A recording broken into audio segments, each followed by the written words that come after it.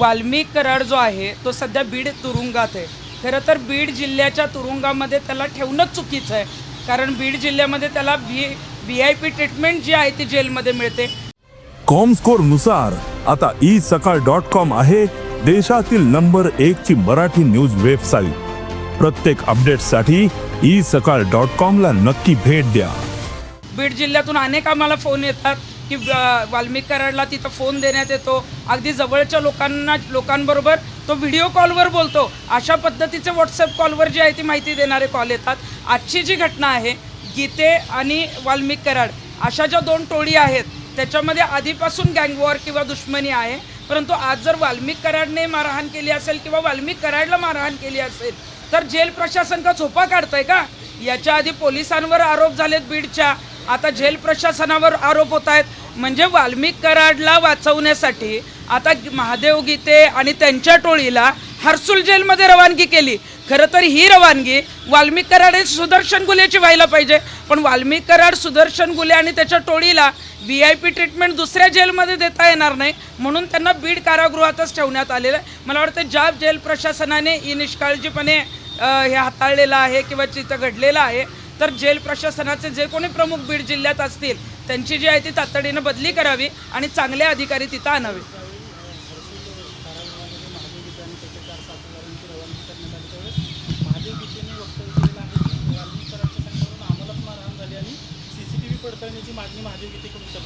महादेव गीतेने जर सांगितलं असेल की तिथे वाल्मिक कराडकडूनच आम्हाला मारहाण झाली आहे, तर CCTV न्यायालयात जे आहेत ते तिथले हजर करणं जेल प्रशासनाने गरजेचं आहे। आणि अशी जर मारहाण झाली असेल म्हणजे वाल्मिक कराड आणि त्यांची जी गँग होती ती बाहेर लोकांना मारहाण करत होती, खंडणीच्या गुन्ह्यांमध्ये अडकवत होती, अनेक जणांच्या हत्या त्यांनी केलेल्या आहेत, म्हणून त्यांना जेलमध्ये टाकलं। आता जेलमध्ये सुद्धा तेच त्या गोष्टी करतायत, तर मला वाटतं की याच्यामध्ये एक सत्यता पडताळावी आणि वाल्मिक कराड आणि ही जी त्याची टोळी आहे, जे कोणी आरोपी संतोष देशमुखांच्या हत्येच्या संदर्भातले जेलमध्ये आहेत त्यांना विदर्भ असेल किंवा मराठवाडा इथं कुठल्याही जेलमध्ये न ठेवता मुंबईच्या जेलमध्ये त्यांची रवानगी करण्यात यावी।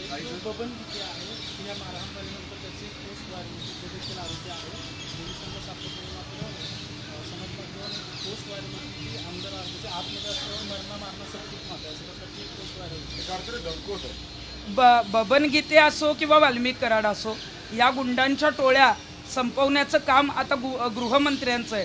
आरोपी सापडत नाही आणि सोशल मीडियावर ॲक्टिव्ह असतो, म्हणजे गृह खात्याचं पोलिसांचं अपयश आहे। आणि अशा पद्धतीनं धमक्या देणं किंवा आम्ही फार काही करतोय म्हणून दहशत निर्माण करण्याचा प्रयत्न जर बबन गीते करत असेल तर तातडीनं शोधता आणि आतमध्ये जे आहे ते जेलमध्ये त्याला टाका। दिंडोरीचा एक विषय आहे,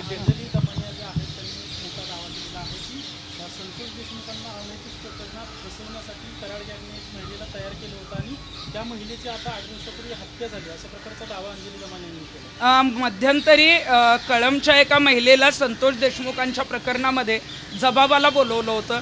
आता असं समजतंय की त्या महिलेची हत्या झाली, म्हणजे कुठलेही साक्षीदार कुठलेही जबाब जे घेतले गेले त्या साक्षीदारांवर डायरेक्ट जी आहे ती दहशत निर्माण करण्याचा प्रयत्न होतो। तुम्ही जर पुढे आलात तर आम्ही तुम्हाला संपवून टाकू, तुमचा जो आहे तो आवाज बंद करू। या महिलेची जर हत्या झाली असेल तर या बाबतीत सुद्धा या सगळ्यांना आरोपी करण्यात यावं, परंतु जे कोणी साक्षीदार आहेत, जे या प्रकरणात आहेत, ज्यांचे जबाब झालेत त्यांनाही पोलीस संरक्षण दिलं तर खऱ्या अर्थाने ही केस शेवटपर्यंत जाईल, या आरोपींना सजा होईल। नाहीतर अशा पद्धतीच्या जर हत्या व्हायला लागल्या, साक्षीदारच फुटायला लागले किंवा अशा त्यांना मारहाण व्हायला लागली तर ही केस जी आहे ती शेवटपर्यंत यांना जे आहे ते गुन्हेगारी म्हणून जी काही फाशीची शिक्षेची आपण मागणी करतोय ती त्यांना होईल का नाही अशी मग शंका मनामध्ये येते। दिंडोरीचा विषय आहे, दिंडोरीच्या गुरुपीठामध्ये 15 आणि 16 डिसेंबरला वाल्मिक कराड मुक्कामाला होता असं आम्ही सांगितलं होतं। त्याच्यामध्ये दिंडोरीचे जे प्रमुख आहेत अण्णा मोरे म्हणजे श्रीराम मोरे जे मठाधिपती आहेत त्यांच्यावर सुद्धा आम्ही आरोप केले होते, कारण आमच्याकडे पुरावे आहेत, अनेक महिलांचे जे काही व्हिडिओ ऑडिओ आहेत त्याचे पुरावे आमच्याकडे आहेत। आणि हे प्रकरण दाबण्यासाठी अजून तर पोलिसांनी त्यांची अण्णा मोरे त्यांच्या मुलांची त्या गुरुपीठाची काहीच चौकशी केली नाही, त्याला तिथं VIP ट्रीटमेंट देण्यात आली होती। अण्णा मोरे आणि त्यांच्या मुलांना सहआरोपी करा अशी आम्ही मागणी केली होती आणि आता मात्र अण्णा मोरेंनीच या प्रकरणात मी आवाज उठवू नये म्हणून मला 50 कोटीच्या बदनामीच्या दाव्याची नोटीस जी आहे ती एका वकिलामार्फत पाठवली आहे. आणि पुढचा भाग असा आहे की ज्या वकिलाने मला नोटीस पाठवली आहे ते वकील जे आहे ते धनंजय मुंडेंचे वकील आहेत. म्हणजे धनंजय मुंडेंची जी लिंक आहे ती अण्णा मोरेंपर्यंत आहे. वाल्मिक कराड सुद्धा अण्णा मोरेंच्या गुरुपीठामध्ये जो आहे तो मुक्कामाला होता. म्हणून मला वाटतं की असल्या बदनामीच्या नोटीसीला मी नाही घाबरत. खरोखरच अण्णा मोरे देवाचे आणि स्वामी समर्थांचा आज प्रकट दिन आहे. अण्णा मोरेंची जर बाजू खरोखरच बरोबर असेल ना तर त्यांनी अक्कलकोटच्या स्वामींच्या समोर यावं. मी तिथे येते, पुरावे घेऊन येते आणि ते खोटे आहेत म्हणून सांगावं. आमच्याकडे सगळे पुरावे आहेत. अनेक महिलांवर त्यांनी अत्याचार केलेला आहे आणि त्या संदर्भात आम्ही जे आहे ते नाशिकचे CP DG यांनाही नोटीस पाठवली. परंतु कुठलेही पोलीस प्रशासन या मोरेंवर कारवाई करायला तयार नाही, कारण स्वतः मुख्यमंत्री त्यांच्या जवळचे असल्यामुळं मोरेंवर कारवाई होत नाही. हो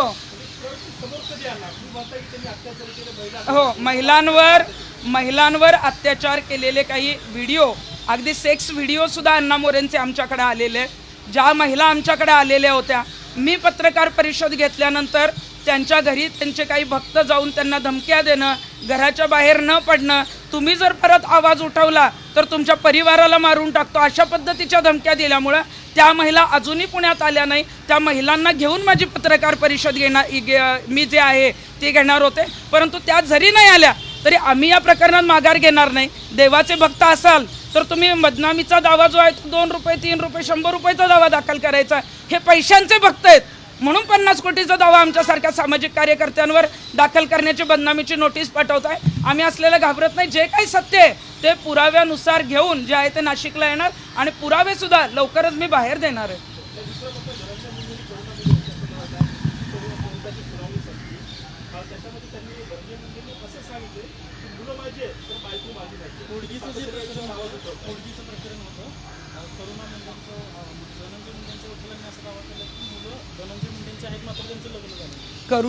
करुणा मुंडे आणि धनंजय मुंडे हे दोघंही पती पत्नी आहेत.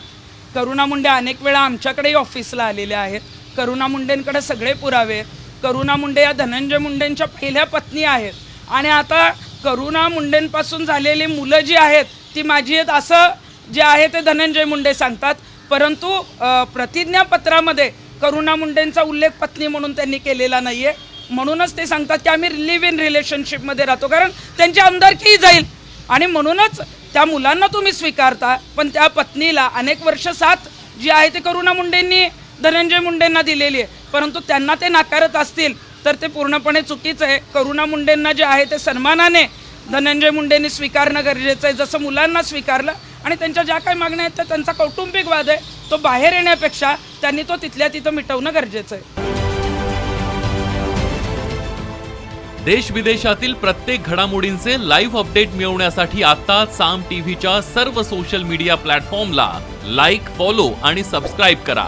तसंच सर्व नोटिफिकेशनसाठी बेल आयकॉन प्रेस करायला विसरू नका.